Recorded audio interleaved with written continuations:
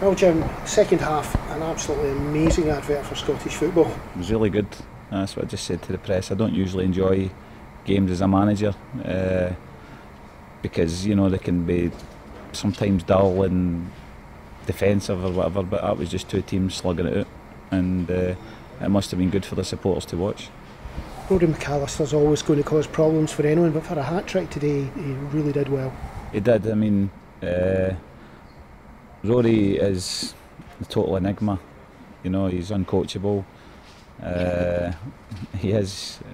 You just got to let him get on with it, knowing that he's not been happy with himself at times this season. But I think he scored about 8 or 9 goals now, and basically you just let him get on with it. You know that he always gives you a shift, whether he's good, bad or indifferent, and it's great to see him getting a reward the day of his hat-trick, because especially his third goal was a really difficult finish, and to get around the goalkeeper and then lash it in the way he did. I mean, it wasn't a roll and he lashed it in.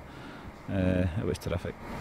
I've got to say that when I saw this team coming out today, your team, I was thinking it's two teams in a very similar position, both with a lot of injury over the last few weeks, and you were quite thin in your squad.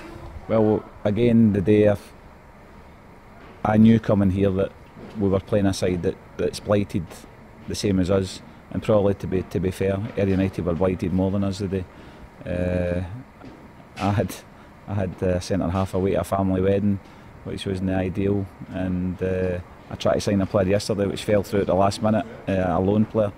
So I felt as though things weren't, you know, panning out very well for us. But when we have got a good starting 11 still, I feel, and especially forward-thinking players. And to be honest, I've went against my grain a wee bit and been far more expansive than I usually would, as far as putting 3 up the park when we've done the second half and tell them not to come back.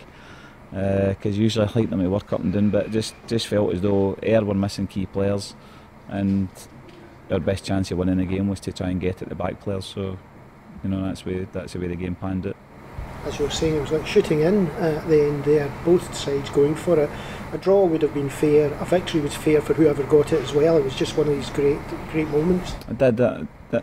I felt as though, I mean, I know there'll be a lot of disappointed Ayr supporters, and I heard the booing at the end, but sometimes you can come into football and your team can lose, and, you know, lose miserably. But I don't feel that happened to Ayr today. I think Ayr United and both of us, we just went for it, and I'm sure that people enjoyed the game. I know it's at the end of the day it's no good to Mark Roberts, but, you know, we just had the guy today that was in good form, and we kept going, and whatever it is, it's an away win, which is always hard to get in this league. Someone said to me there that you're just 5 points off now. You're well in with a chance for these playoff places. Well, listen, I really, the last time we were in this league, we get relegated. I mean, obviously before my time, and I just feel as though this year I would like to come and consolidate in it, and see what it takes us. Once we get everybody back fit again, the same as Ayr will be thinking, then you'll see what it takes you. I mean, I think Ayr are like us. I don't think they've ever been able to field their strongest side, or which they would term their strongest side. So once you get there and you get your bodies available, you've got a full bench, then who knows. But for me, it's a league where there's every game is won by a fine margin, and that's, you know, somebody just doing something a bit special. Well, Mark, we've gone through it time and time again about the injury problems and everything, but I was just listening to you there with the press. You think it's going to go up the way once we get these guys back? Of course it is. When you put better players in your team, you're going to win games, and Peterhead never had an injury at all today, and that was the best they flung at us, and we had a real makeshift team the other day, and there's nothing between us. But when I get my better players back in that team, hey, there's only one way we're going to go. That's how I feel anyway. Maybe people think I'm daft, but you put better players in your team, you've got to win more games. I was talking with Jim McNally there, and he said he'd taken account of what he'd seen of the injuries, and in the second half his idea was to put 3 men against our back, our central back division, because there were either players that hadn't played with each other or had been injured, and it's a thing teams are going to try and do against us. Of course it is. We do the exact same. If you look along, you've got a kid playing right back, it's hardly kicked the ball for the first team. Kevin Rutkovic's been out for months, plays through an injury again today. I think he's maybe done his hamstring early in the game, but played through it for us. Scotty's playing out of position there, and Actually, I need to apologise to him for keep playing him in there, but that's what your captain does. He steps up to the plate for you, and he's another one that's lucky to go out on the pitch with an injury, and then you bring in a kid for another club today just to get us through, and he done fine as well. So if I was in Jim McInally's shoes there, I'd be doing the exact same thing. You also came up against a forward who had turned on the fire today against you, Big McAllister, when he was out there, and he hasn't been doing that greatly so far. And his manager was saying that he'll just suddenly click in again and get goals.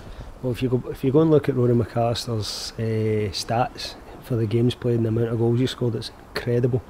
He's by far too good for this division. He shouldn't be playing at this level. He's obviously comfortable doing it, and he's got a good job as well, but he's a player that can easily play up a couple of levels for me. But again, we didn't really deal with him today. I don't think we dealt with him, and he's a player, but again, I think we shoot ourselves in the foot with a couple of the goals. The first one's a ludicrous goal to lose, considering all the talk in the dressing room before the game, and we've not really gave ourselves a chance.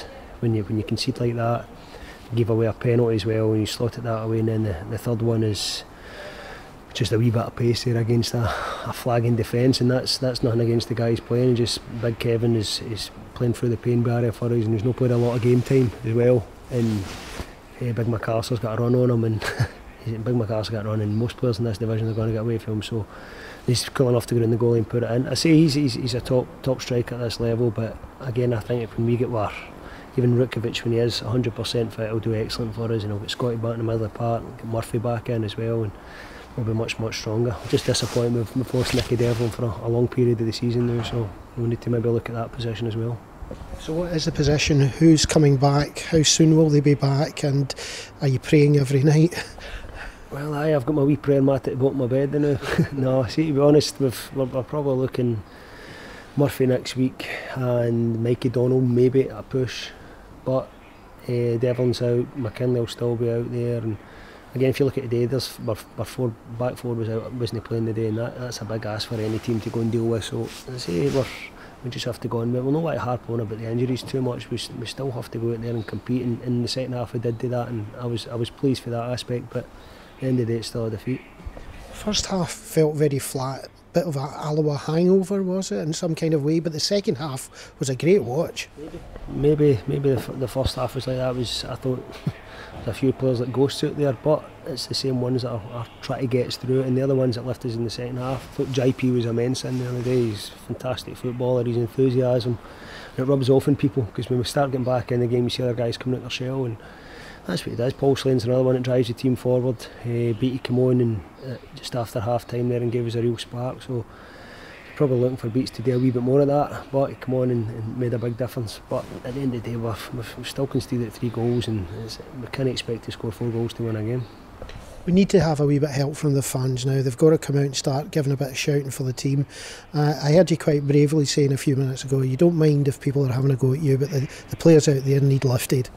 No, as I say, they don't like me, that's fine, and I've got no problem with that, but support the guys on that pitch. They need it more than anything, and if they want to come down there and stand and shout at me, again, it's fine, but the guys need help, and we are, as a group in that dressing room, as a management team and a bunch of players, we're all sticking together. We want everybody to stick together, because if you don't, there's only one place you'll go. But the board are behind us, the players and the management team are together, and you want the fans to all pull in the same direction, and once we get these better players back, I'm sure we'll climb up that table, no problem.